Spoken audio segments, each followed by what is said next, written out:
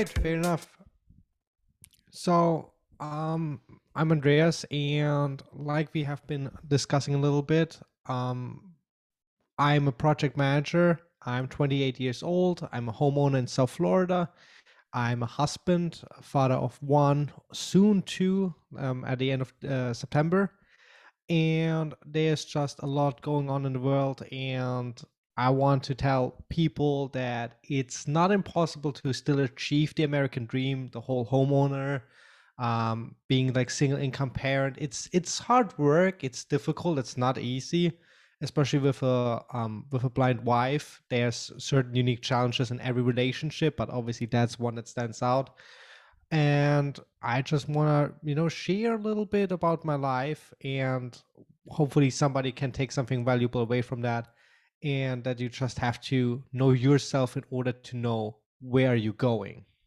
Definitely. So when did you, or did you immigrate here? Yeah. I immigrate. Yeah, I'm first generation. So my parents and my older brother still live in Germany. I came here alone at the age of 19, so that's about 9 years ago.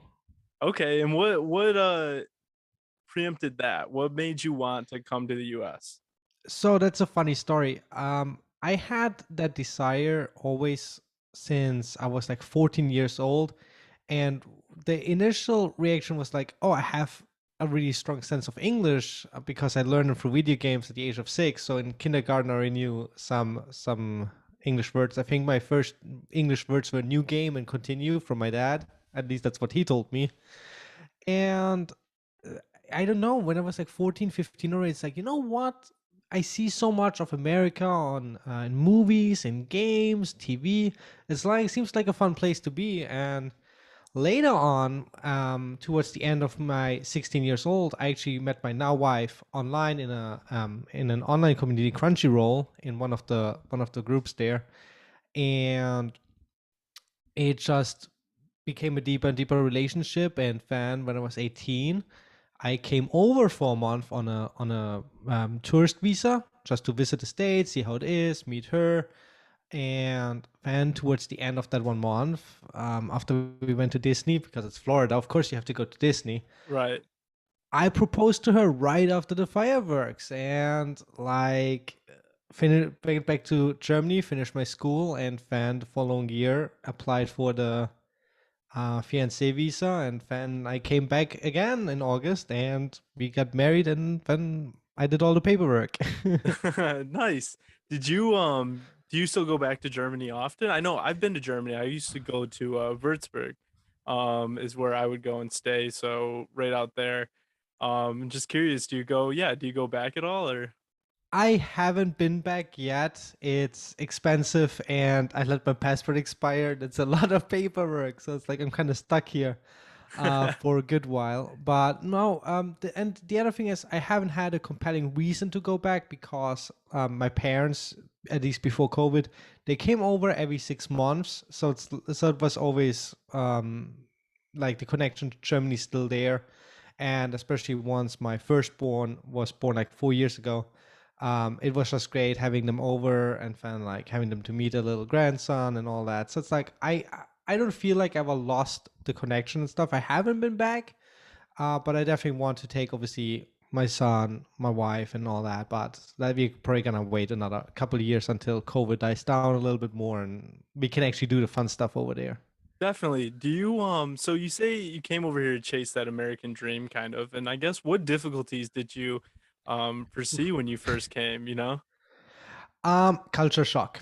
And I bet every immigrant ever is gonna say that. I don't care where they're coming from, even if they're just the Canadian neighbors.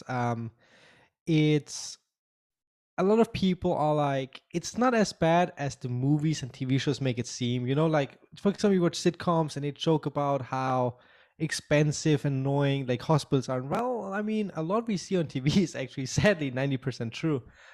Stuff like The Office making jokes about bad management and stuff like that. And well, like, no, that's reality. um, so there was a little bit of culture shock because, like in Germany, for example, work is like something pretty much like everybody is proud of whatever they do, even like the more menial jobs, I want to say, or like more hands-on. And in America, like work is a lot of like prestige. It's like when people have certain positions, like they call themselves a senior manager. So it's like there's a lot of pride involved, but not so much the actual doing of the work. It's more like, hi, I command 100 people, and they're proud of that. It's like, yeah, but what do you do? And it's like, so the main challenge was like getting used to like that weird chain of command. And my first job here was actually as an IT guy, part-time, 32 hours a week. And it was interesting just to get into work here, because so much is expected of you and yet so little. And it's like, I the communication and duties, roles, and responsibilities is very vague in America, and I find it strange as heck. It's like it's still a little bit confusing. And once you can embrace that though, and you can be like, yeah, like I get it. You can do a lot, and especially if you're an overachiever or you want to go the extra mile on everything you do, it becomes easier, and you can stand out very easily. Just to put in perspective, in the current company we work on, the top two earners, and really like the GM and me on the inventory management side as a project manager, kind of. We are both immigrants. He came here when he was like 3 years old, and I when I was 19, and we're both like kind of the top dogs. And it's like, that's the weird thing, an American company owned by an American entrepreneur. It's like, what's going on here? Why is the immigrants like on the top? It's because in like certain people just have that extra mile spirit, and in America, especially through the school system, it's like, no, it's just a daily grind, and people just accept that, and I can't. It's not like that in other countries where, you can come in and just become top dog out of nowhere, you know? Yeah, I mean, in Germany, I have no work experience myself, so everything I know from work, I know from my older brother and my dad. And my dad made it always really, really clear. It's like, no matter what you do, you give it always your best. And I mean, that's how he ended up where he is, as a captain on a ship. It's basically going up and down the Neckar and a little bit the Rhine in Germany. So those 300-foot cargo ships. Yeah. And it's like he's running the ship. And when I was a kid, I remember he was like, he wasn't the top dog, and he worked his way up there with dedication and just showing up every day, as they like to say here in America. Yeah, showing up to work and just getting it done. So you came here, you start off at IT. You're still in, are you moved to project management, right? So is that a different department? Is that same? What do you I guess what's the difference? It was different. A lot has happened since I started this current company. I've been there now 6 years, 6 years. Let's say six. Okay. And so my old job, the first job I had was IT, and then on the second job, I kind of joined as a web designer and like web developer, because they were really gearing towards e-commerce, just really getting started on that. And my project management role, I kind of fell into after just being really well organized and being like, guys, we don't have any structure here. We need some structure, and it just kind of happened out of necessity, I guess. And then it became really web design projects, a lot of it. We made multiple websites to cover our different brands. Um, and further into that, a little bit also into the analytical side, like, hey, let's make monthly reviews of our e-commerce numbers, conversion ads. But nowadays, I got shifted actually away from that, because we're outsourcing now a lot of that stuff. I got really pushed into inventory management, and that is really awesome, because we Germans are sticklers, as a lot of people think.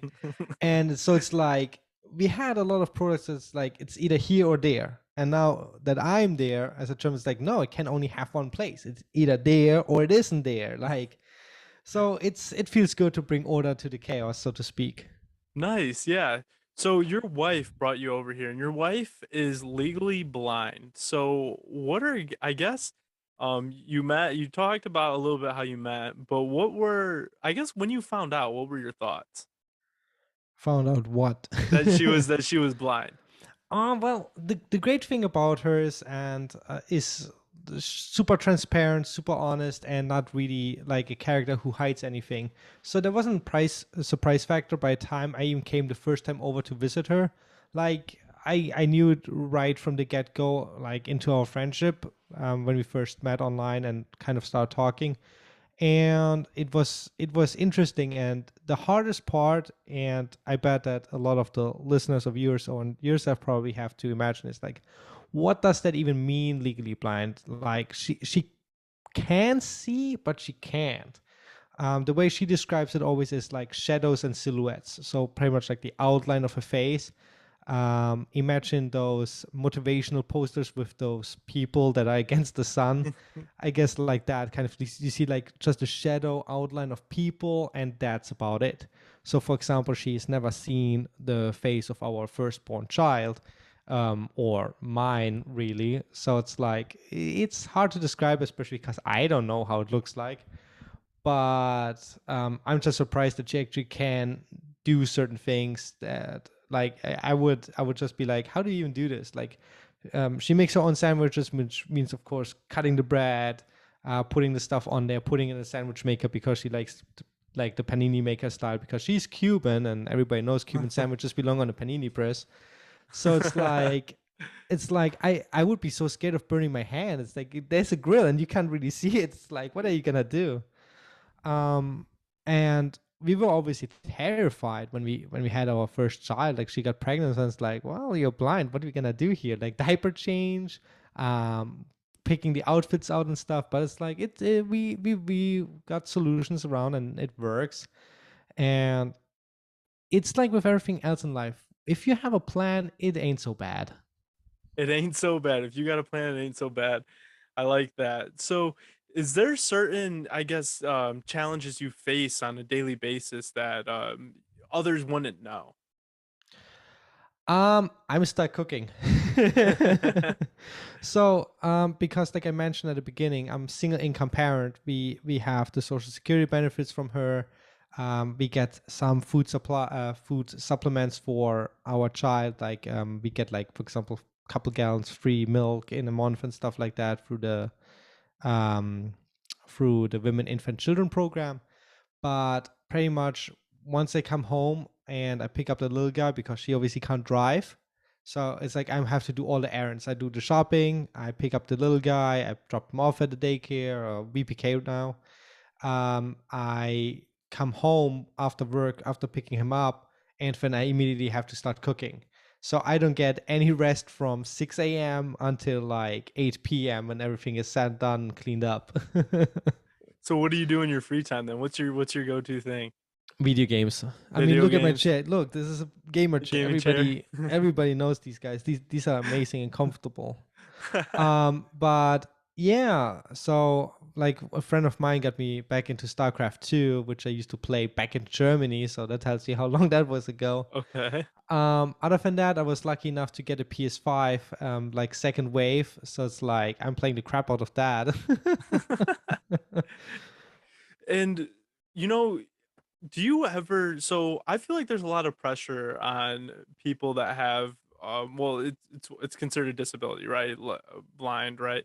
Um do you how do you deal with, I guess, do people does she have like the stick that they walk around with? I don't know. I don't know technical terms. So let me We just call the walking stick too, so walking it's say like, I okay, don't cool. know. Sometimes I call it for fun the whacking stick, because So, when she's like in foreign territory, just with it, she like just waves it left and right, like you see, and so it's like like she might whack somebody. That's how it looks to me. So I call it sometimes the whacking stick. But no, typically she doesn't go out with that. Only if she's really on her own, or like with COVID, certain like medical offices and stuff, they didn't like really let me go along. So usually we ask the nurses and they like grab her by the arm, and usually she just links her arm into mine, and I guide her through everything, and that's really it. it's easier than one would expect. And ironically, she doesn't want to even be independent on the movement. And one of the big reasons is you don't know what's going on in your surroundings. So she is kind of scared of becoming lost. It's because even if you have to stick to navigate, she is a lot insecure. I mean, she has been in because of her medical condition. She has been in surgery since she was newborn. Like literally, like a few days after she was born, they basically started doing eye surgeries on her.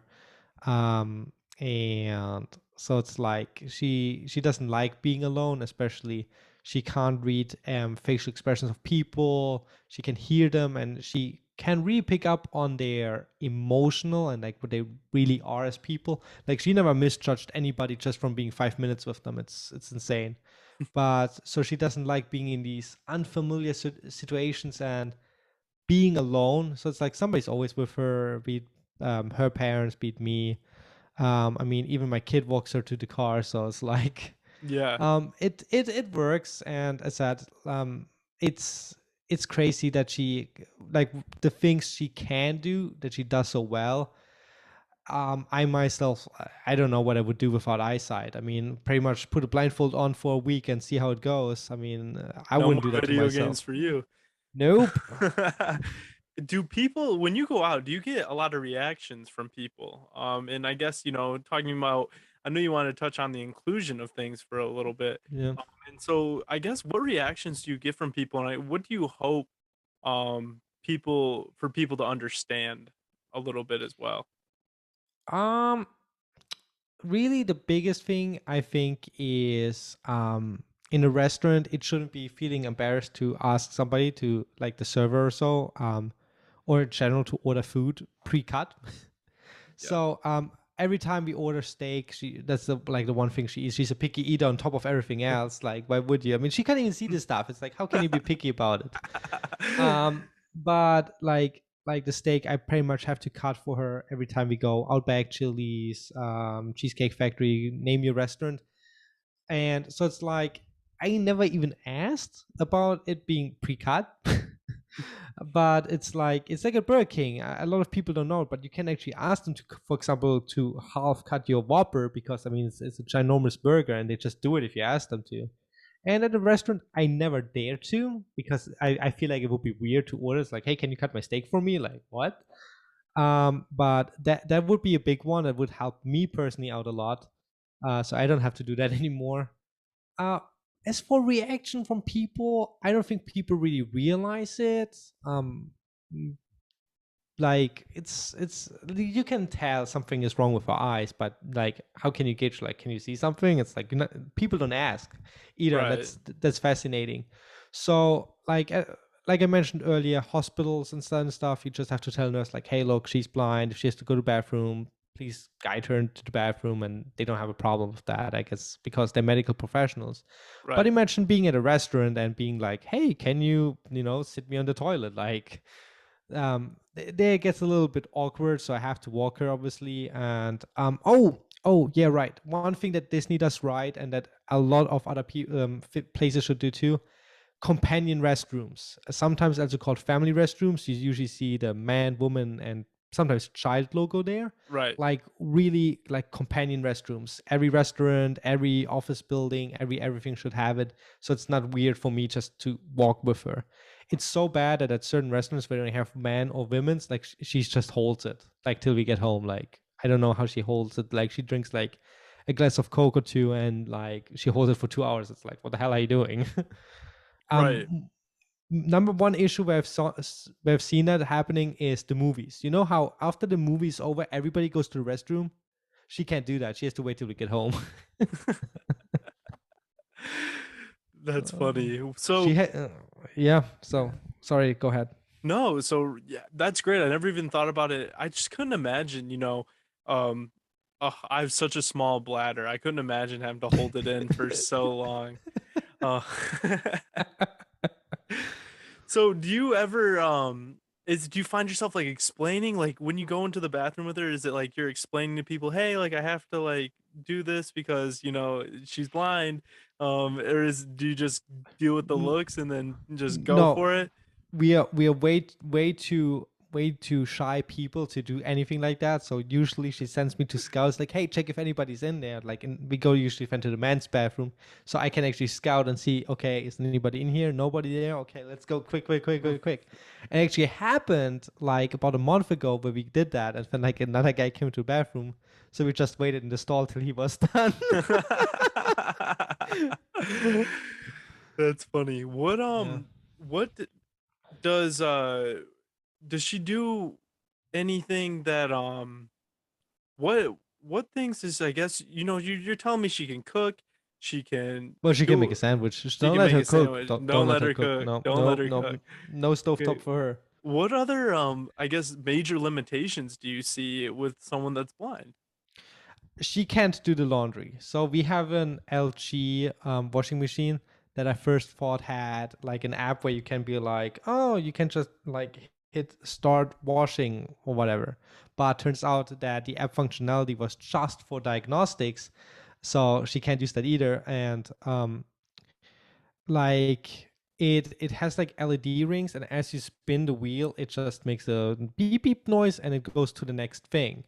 But even with braille or anything on there, you wouldn't be able to tell where, like, which mode are you on. So washing machine and dryer is also on me, because there is no way to tell on where you're dialed in without eyesight. It's like, and you can't even be like, oh, spin it 3 times left, because when it first turns on, and if you don't wait long enough, it might not quite register like the first twist. So it's like, instead of taking a risk of putting laundry in the wrong cycle, I'm just kind of stuck with that. And obviously, she wouldn't be able to separate whites and colored, or be Yeah. like like sorting out the jeans and towels. Like, she can do that. Obviously, I mean, you can feel it, the texture, but like whites, she wouldn't be able to do.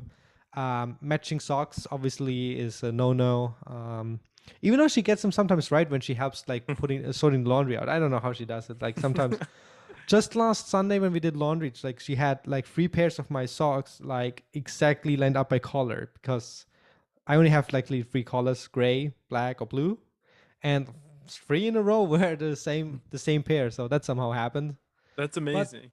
yeah, and the crazy thing is, like, what people don't understand is like it's these little things that get lost in certain disabilities, like blindness. It's like, yeah, you can't do laundry. And I mean, I would be terrified, for example, trying to chop even just vegetables with a knife. It's like, you don't know where the knife is exactly going, you don't know where exactly your hand is. It's like, I'm amazed on these 100% independent blind people that might even have a blind dog or so. It's like, whatever they do, it's amazing.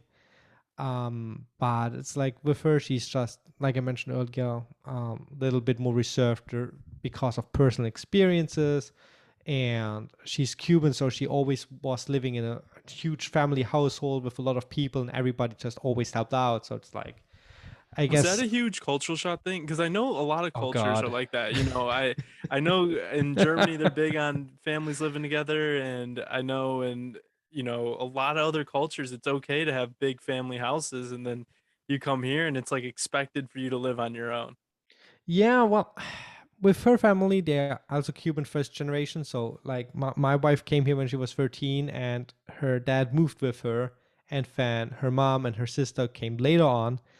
And um, back in Cuba, they had a huge family household and stuff like that, living together.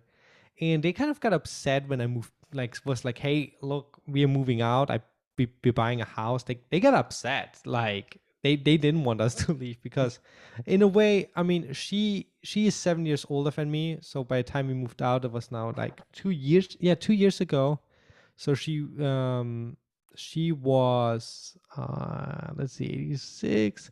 She was like 30 something, like early 30s. And so Okay. it's like she lived forever with her parents one way or another together. And so it's like, it's hard to say bye after 30 years, but the crazy thing is we only live like 10 to 15 minutes away. So it's like they still see each other like every other day or so. That is the strange part a little bit to me in Germany. I know what you mean with, like, you hear a lot of people just like living together with the parents, kind of like, as it's in Japan, like where you have 3 generations of people in one house. But to me, really the biggest cultural shock with the Cuban family was this whole, like, you argue about everything, you have to yell in order to be heard.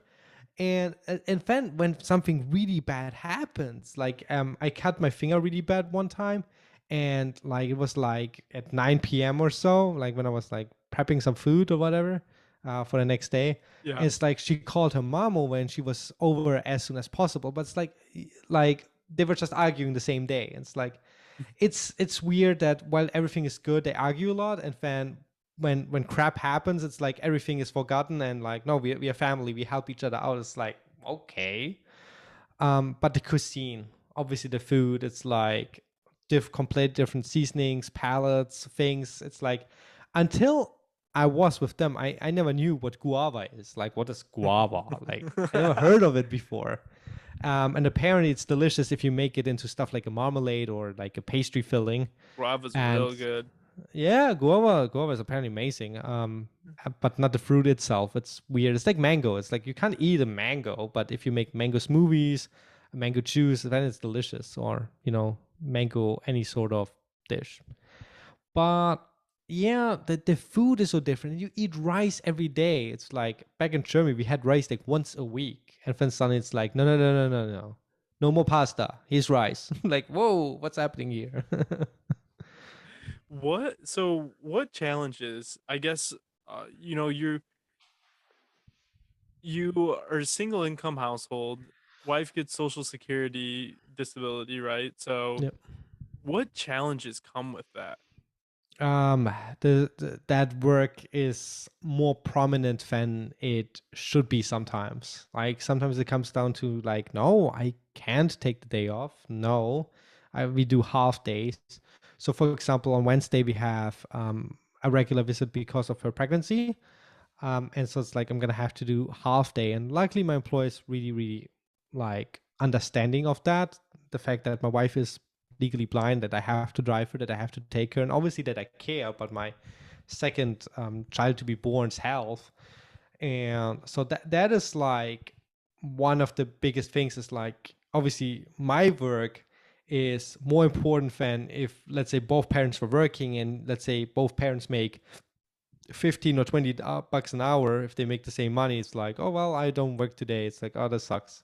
With us, it's like, no, no, no, no, like just with one day missing, it's like a huge chunk of pay is gonna be missing. And so it's like, it's tough on how important my career basically is, and that I have to further myself, knowing that I have to aim always for something better, just to make sure we have padding for when I would have to be off work for a week or two, because I'm not salaried, I'm hourly worker.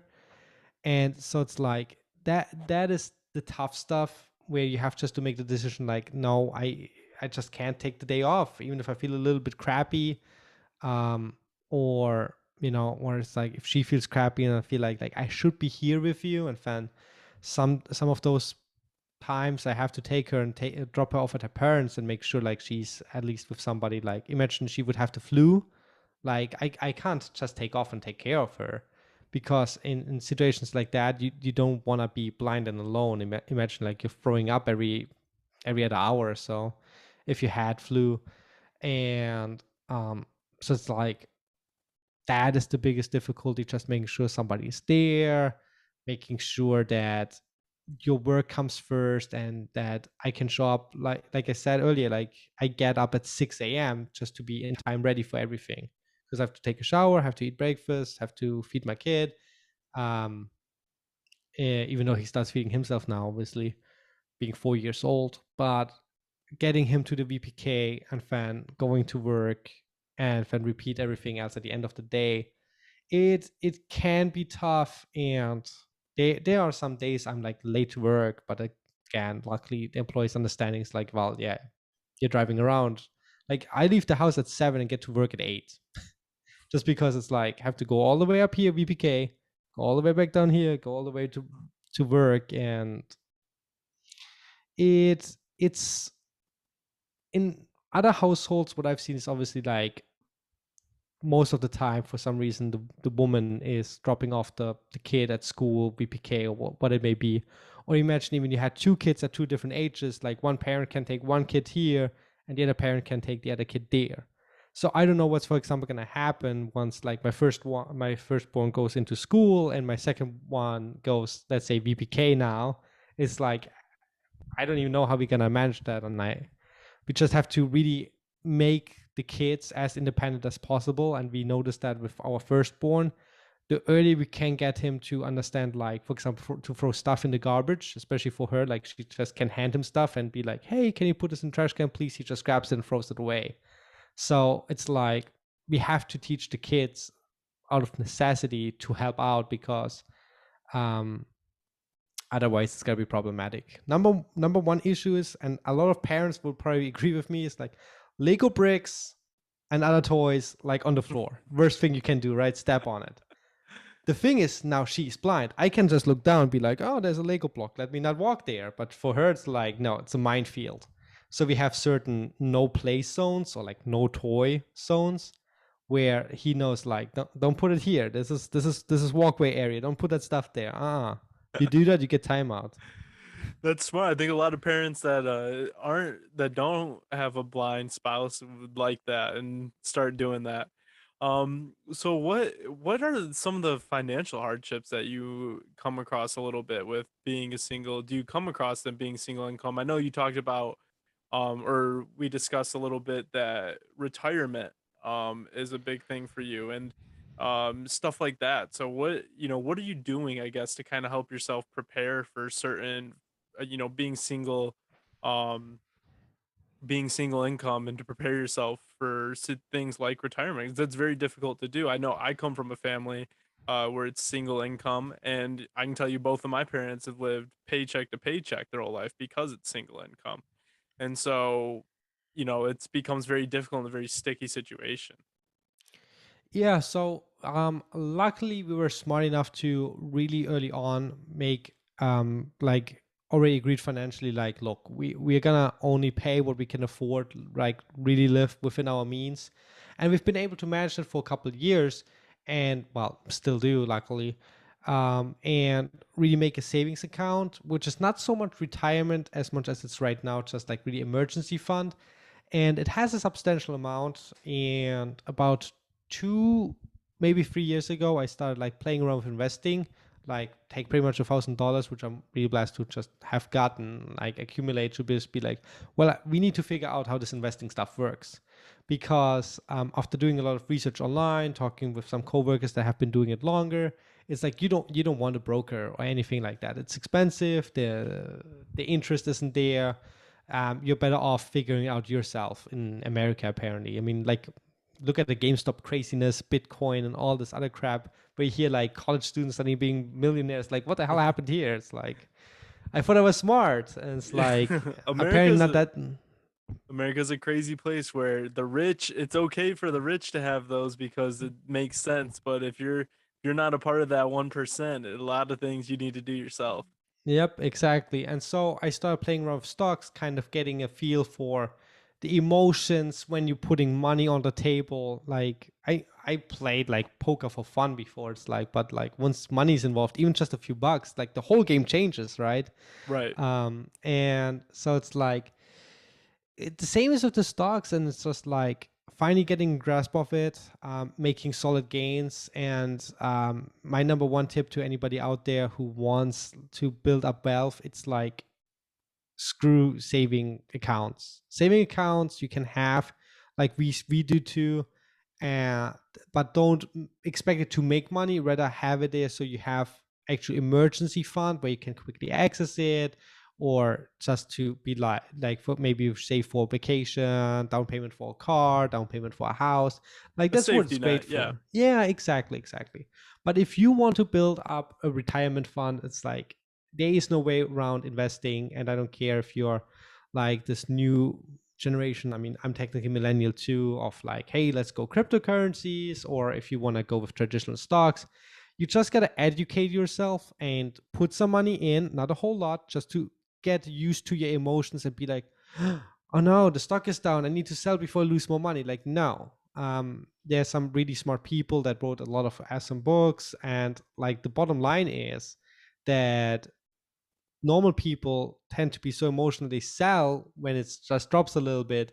And the funny thing is that's when investors come in, buy the stock at cheap, and then it skyrockets.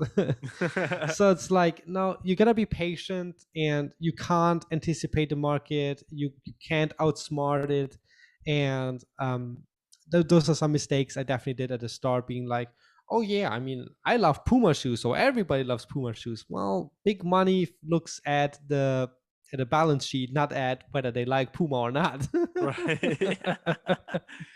so Exactly. you gotta go just with, like, then the easiest thing to do is follow the big money, as they say. So pretty much like if you see a stock and let's say the biggest asset firm in the world is BlackRock, just look where do they put their money in.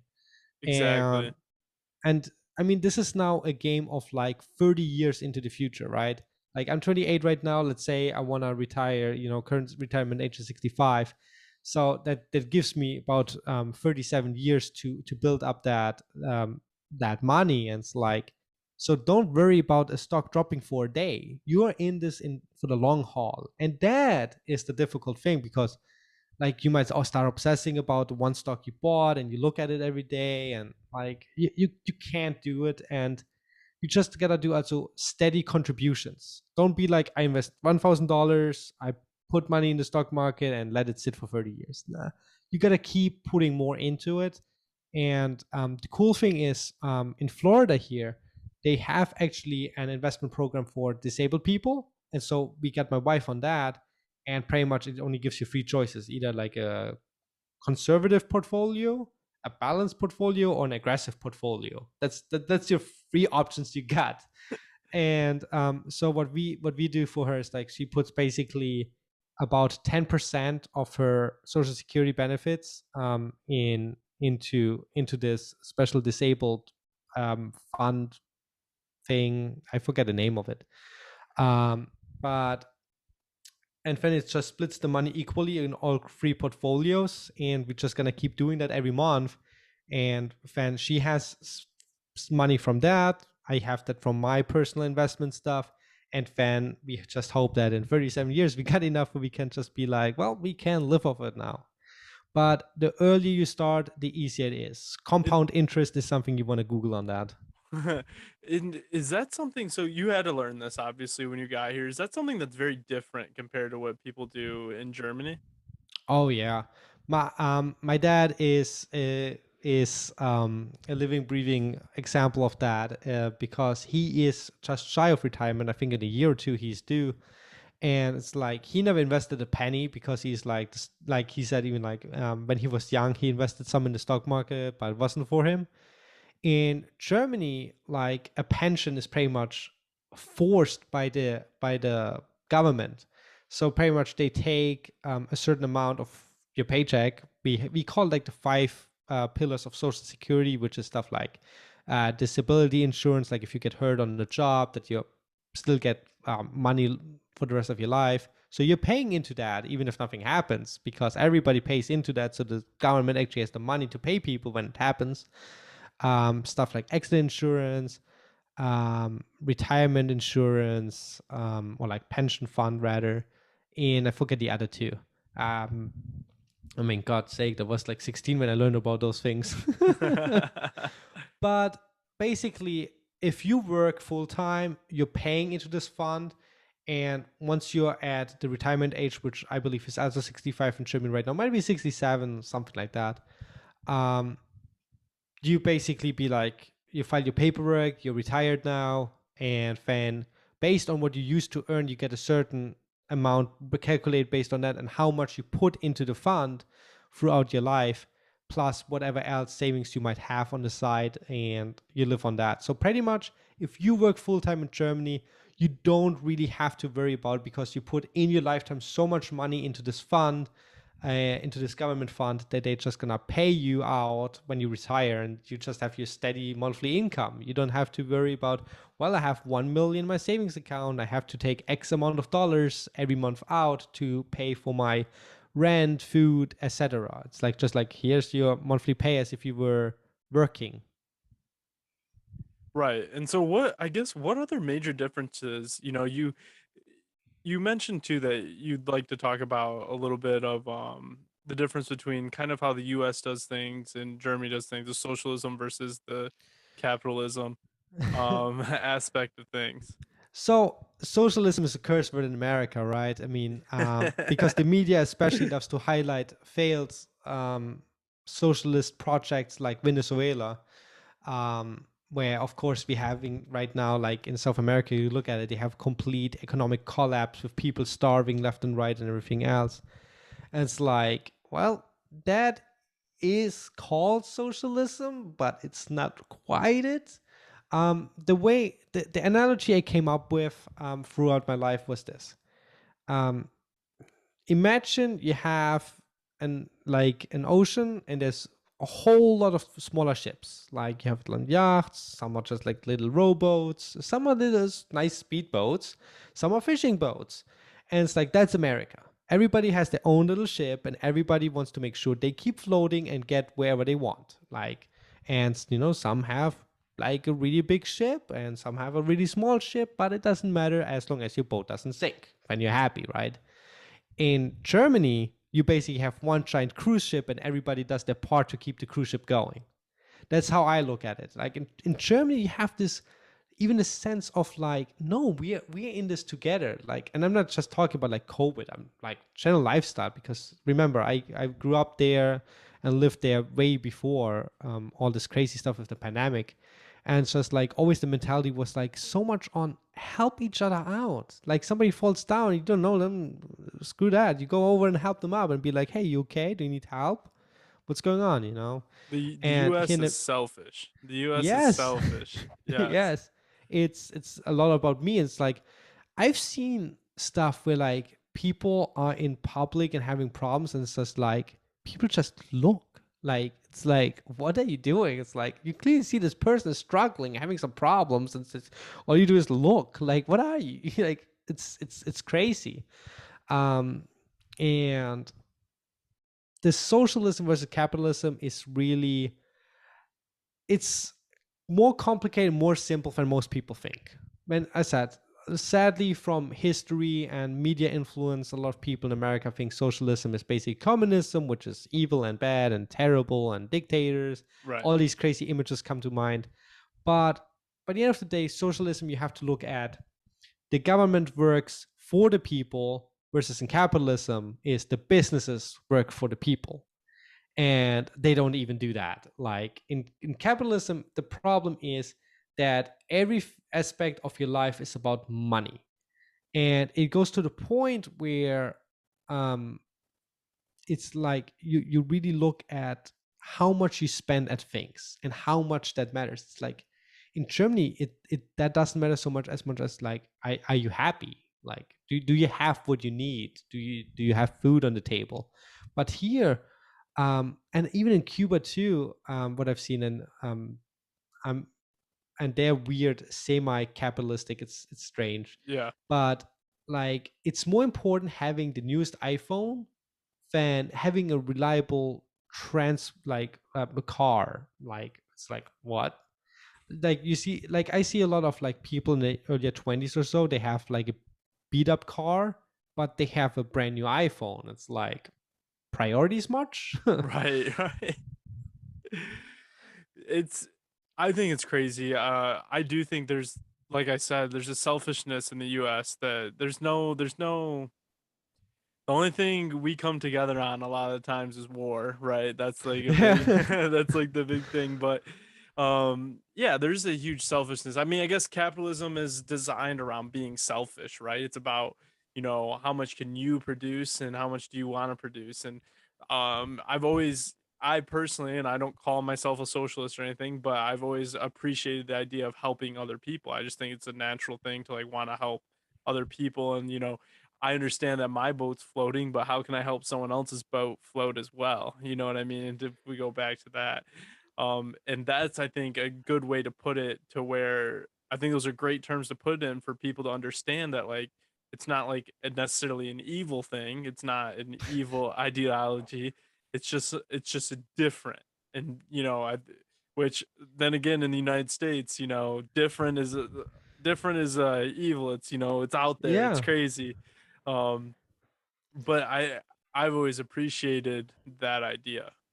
Yeah. I mean, sadly, capitalism too often runs into exploitation. And pretty much like it feels sometimes these big companies, these Fortune 100 companies, as we call them, like the most valuable 100 publicly traded companies, right? They basically take exploitation to another level. It's like, how can we underpay people, cut their benefits, and make them work harder at the same time? It's like, what? Like that exploitation of resources doesn't stop at like, oh, I have all the iron mine land deeds in the US, and like I control all the iron, like or like all the gold production or the diamonds in Africa. It doesn't stop there. It goes all the way to exploiting people, and that's where it's like crazy. It's to a point where in Amazon, and that's my favorite example because it's like so capitalistic and almost like dystopian. Is like, if you clock in late at Amazon, you just get an email saying like, hey, you have been written up for being late. Like, what? A computer just like, well, you've been written up, you clocked in 1 minute too late. Like, what? And then like even like getting fired for doing it multiple times, you just get an email, automated generic email being like, hey, you have been late 3 times this month, like you're being fired. Like, what? And stuff like that, it's just like so inhumane. It's like, you at least have a person tell me I'm fired just in the Right, passing by, not the damn email. Like, what the hell is that? right. It's robotic. Yeah, and it's crazy. It's scary. Like everybody's like, yeah, let's go AI, and like I'm pro AI too. I mean, I have an R2D2 shirt on, so it's like I'm all for it and making our lives easier, more predictable, and like just good. I mean, look, if we had fully automated driving cars, my wife probably could drive around. But it's like we gotta stop at people. We gotta treat people as people and not like just numbers and pretty much like cash cows. Like, oh look, productivity levels. Like instead of being just like, oh look, our warehouse department is doing X amount of packages a day. Well, if we whip them harder, they can get 5% more a day done. Like, no, like look at the individuals in the department, because I see a lot, especially like if you have 5 people in a department or so, it's like two of them are doing like 70% of the work. It's like it's weird. And um I just can't get behind it, especially like the weird thing on how companies don't train the people further. They like, imagine you have your best warehouse worker ever. It's like he's doing amazing, he's doing the best numbers, he's number one. And it's like you don't further him because like, no, we need him in the warehouse just doing that. But what if he's working his ass off because he wants to get into management position? And then you never give him the opportunity, and instead you give it to some like a lazy fellow of his just because like, well, we're not gonna miss him in the warehouse, but hey, he sure is smart enough to be a manager. And then your hardest worker guy is like, what the hell happened here? And then he quits a couple months later to get a management position at a competitor. And then you wonder like, why did he quit? Like, because you were exploiting him. Right. And it's just like, that's actually why I love like companies like Taco Bell, for example. Even if you work there part-time, you can like apply for the scholarships programs and stuff, and McDonald's and Burger King do that too. Well, what do um you think about all that happening? Because that's starting to become a new thing ever since this whole workers' oh strike yeah. action happened. And like, there's a lot of places offering to pay for college tuition and to pay for this, that, and the other. And what do you think of that? That's I, I would love it because I don't have a 4 year degree. When I came over here, I didn't have the money, I didn't have the time. It's like I had to go straight to work in order to kind of contribute to the household. So it's like, if a company would pay for my 4 year degree, and let's say they write even a contract like, hey, you have to stay with us 4 years and we pay for your college and you do it in your free time, or maybe even like get like a break room like area where you can study in quiet where nobody really annoys you. It's like, okay, I signed a contract right now. If the money is right and you pay for my college too, it's like, hell yeah, let's go. be careful. Because These are socialist ideas you're throwing out there. I know, but it's like It's good because not everybody has the same opportunities. For example, neither my brother or I have a university degree. So it's like if I had a university degree, like a 4 year degree, I would be the first in my family to have it. I wouldn't be surprised. Like, I mean, my wife has one, so in our family it doesn't count, like with my kids. But it's like, that's the other irony, right? She's legally blind. She can't get a job due to false excuses companies give her. Um, but it's like here I am, the guy without a college degree, but I have eyesight, Yeah. and I can sustain the family somehow with, like, I mean, we cut a few corners, but we're living comfortably. I get my gamer chair and a PS5, so I can't complain too much. But it's like this whole thing with the pandemic, in all honesty, was it was coming, and it was just an accelerator. Because how long can you underpay people for what they are worth? And especially and this is what I love about the millennial generation, like our generation. um, we are becoming so educated through our own research, Reddit, Facebook, Twitter, just hearing things and then double checking a lot of that, being like, wait a moment, like, I can go to Yahoo Finance, go to Burger King, the stock, and look at their profits. Like, and then you see, like, oh, look, they made like $100 billion, but I can get a dollar raise. And I think a lot of that has happened, especially with that's why you don't see a lot of hard workers in their early 20s because they try to work smart. A lot of them going the extra mile of getting more education to go into stuff like cybersecurity. They might be going straight into IT job or something more specialized. And you don't really see them at fast food restaurants because they're like, well, I'm not going to be exploited. Like they want to have a small business employer or a middle size that respects them as an individual person. And in all honesty, that's not too much to ask for. And that's why I love working at the small company I work for. You're like 15 people, 13 to 15 people, give or take. And it's like, I've been there for 6 years and for good reason. It's like you're being treated as a human being with your own needs in your free time. Like a lot of people, even that have like two working people, like they have to take a day off maybe because the kid is sick at home. And it's like the boss is just like, hey, take whatever time you need. You know, you don't get paid for the day, and that's fine unless you take a vacation day, and you can do that too. And it's like it's that understanding environment that people aren't just quitting.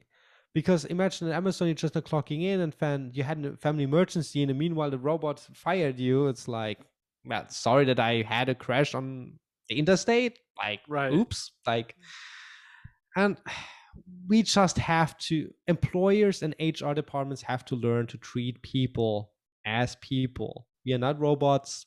We have things going on outside of work, and even work itself affects that life outside of work. Imagine being a McDonald's worker compared to your I don't know, senior manager at Apple. Like, right, you carry certain pride with you. And imagine you're at a party, you talk to a few strangers, and you're like, hey, you know that iPhone you have there, yeah, I helped developing Safari on that. It's like you would have a certain pride and towards that. And then when you talk to certain people, they're like, um oh yeah, I work at McDonald's. Like, there's this energy that goes on outside of work that affects your work directly. And peer pressure, for example, is a big signal of that. You know, imagine you go to a high school reunion and everybody's having these fancy tech jobs, and you're like, oh, I work at Burger King, that's nice. Yeah, yeah. um Most likely to succeed and you're working at Burger King or something like that, right? yeah, and the thing is, this is just like, even if somebody, and there's nothing wrong with that, if you need that flexible schedule that they have for the part-time program, or maybe even having two jobs, like you do this and that, it's like everybody gotta find their own path in life. But too often, you the the 9 to 5 doesn't even work. I mean, 9 to 5 most of the time these days is 8 to 5 because you have an hour lunch break. So it's like even that doesn't work anymore. That old system of 9 to 5. And it's just like with remote work and the push for the 4 day work week. I'm excited on what's going to happen, especially within the next 10 years, as more people of my age, the millennial generation, is becoming managers. And we're going to be actually start treating people as people, because we were like, well, for 10 years working, like these older senior manager people were treating us like numbers. I'm not going to do that to the people under me. Right. uh, so it's like it's gonna be interesting as the shift happens. And the other thing that I heard a lot of people saying like, oh, the third 4-day work week is never gonna happen. This, that, and the third. It's like, well, the thing is, our generation wants it. So once our generation starts doing making more, creating businesses, becoming managers, we will start pushing from that from the inside. And it's inevitable, just like how Henry Ford II came around, was like, hey, you know what, we only work 8 hours a day instead of 12. And Right. suddenly everybody wanted to work for Ford. Like when he opened the first factory in Detroit, he was like, I'm gonna pay you more because you're gonna be on salary and you only work 8 instead of 12 hours a day. He attracted the best talent, and that's what's happening right now. Every company that actually can facilitate your needs, pay you good money, respect you as a person, and not actually exploit you, those are gonna be the companies that attract the talent and the smart people, degree or no degree. And it's And like, that's what's gonna happen naturally. And right now, that's a lot of mid-sized to small companies. And it's coming. It's definitely coming. I see it a lot. I know a lot of people that interview for jobs talk about how this company offers this, or they come to me for advice, and they're like, "This company is offering me this," and like some of those benefits are bigger than people think. I even know a company that offers unlimited vacation. You just have to ask for approval for wherever you want to go. And it's like that's great. That's realizing that like people are there and people are first. Now, Andreas, it's time for a typical Man Meets Modern. What's the craziest thing you've ever done? Moving to America. Moving to America. Fair enough. Outside of that, it's like, I don't know. Like that's a tough one. I mean, like a lot of people, like I once you get to know me, I'm not a risk taker. Like I told you at the very start, it's like I like my day being like routine. It's like I get Yeah. up at 6, I do this at that time, I do this at that time. But fan, like the people that know me for long, and it's like, yeah, Andreas, but you moved to America at 19 years old alone into a foreign country that you've been once to for a month. And so it's like, I guess I'm a little bit more brave than I give myself credit to. But it's like, I if you ever have the means to travel into another country, you don't have to move to Germany, right? You can Yeah. visit, but also other countries. I can only encourage it, because that broadening of a perspective and a horizon, and just learning different lifestyles, is it's Huge. interesting. Yeah, I think it's important. I've traveled a lot, and uh, so much perspective is, you kind of take the blinders and go like this when you're able to um see when what the way other cultures operate, and kind of open your eyes a little bit. And so yeah. I think it's great. And I guess, what advice would you have for people that, want to achieve that American dream that you have sought after and kind of are achieving and did, as in, the whole 9 yards? You did the immigrated all the way to having a job, getting married, having a house. What would be your number one advice to give to people? Learn to know what you want. It was easy for me because, well, easy, worked my butt off. But from the moment on, before I engaged with my wife, like we talked a lot about like what we want in life. And once you figure that out, the rest becomes easy because you know where you want to go. Imagine you want to plan for vacation. It's like, oh, I want to go on a vacation. Well, you kind of got to figure out a destination. You got to figure out your whatever, itinerary. Like, let's say you want to visit Florida and you're not living in Florida. It's like, okay, where do you go? Do you go North Florida, Central, like Orlando, to go Disney, or do you go South Florida to into Miami to party all night? Like, you gotta make a plan so you know what you're working towards to. And I always had that number in my head. It's like I want to have kids and a house before I'm 30. And it's like I managed that, and so it's like I'm really happy with my life and how it went. So really just figure out what you want, and be precise. Don't be vague, but also don't make it unrealistic. For example, when I said I want a house and kids before I'm 30, I made a goal when I was like 20. So it's like I just had my first job. And it's like, yeah, you know what? At 30, I want to have this achieved. Don't and don't live by my standards. Don't be like, oh, you're 20, you have to do this by 30. No, no, no, no, no, no, no, no. You gotta figure out what you want at what time, or even not time. Just be like, you know what? I want to have financial freedom when I retire. Like I want to retire and have money to do stuff. I want to go fishing every weekend, but have a goal so you know what you're working towards too. Don't just, and because that's the problem with college education. We're expecting teenagers to know what they want to do for the rest of their life. Like, no. So it's like just figure out what you want from life and then go after that.